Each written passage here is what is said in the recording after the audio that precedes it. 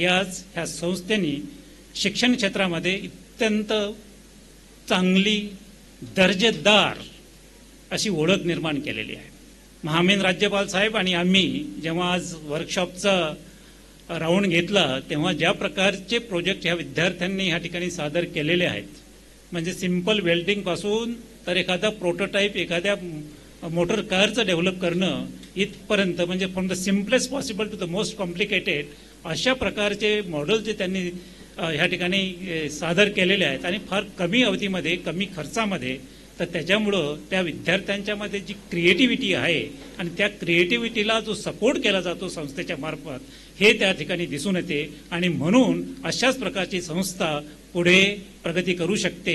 Value based education फक्त अशाच प्रकारची संस्था प्रदान करू शकते. म्हणून मला विशेषतः सगळ्यांचं अभिनंदन करावं असं वाटतं. 4-6 वर्षे झालेले आहेत विद्यापीठाच्या प्रशासनामध्ये आणि गेल्या ह्या 4-6 वर्षामध्ये आत्तापर्यंतच्या काळामध्ये झील एज्युकेशन संस्थेच्या विषयी किंवा विरुद्ध एकही तक्रार विद्यापीठामध्ये प्राप्त झालेली नाही आहे.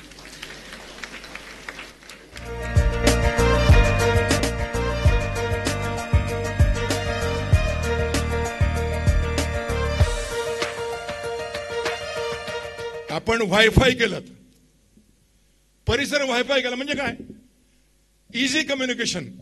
या हृदयीचे त्या हृदयी, या हृदयीचे त्या हृदयी, म्हणजे माझा विचार तुमच्यापर्यंत पोहोचवणं आणि तुमचा विचार तिकडून थँक्स. गंमत आहे हे कम्युनिकेशन जे आहे ना, चटकन होण्याला महत्व आहे. उत्तम काम करताय, जी मुलं इथनं बाहेर पडतायत ते नव्या विचारांना बाहेर पडावीत. झील,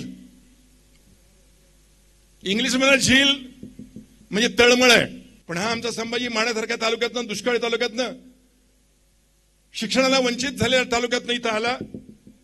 पुण्याशी त्यानं जुळतं जुळतं घेतलं, मुळा मुठे काठी आपलं स्वप्न पाहिलं आणि ते प्रत्यक्षात उतरवलं आणि आपलं स्वप्न प्रत्यक्षात उतरवलं नाही तर अनेकांच्या जीवनामध्ये जागा करून दिलं.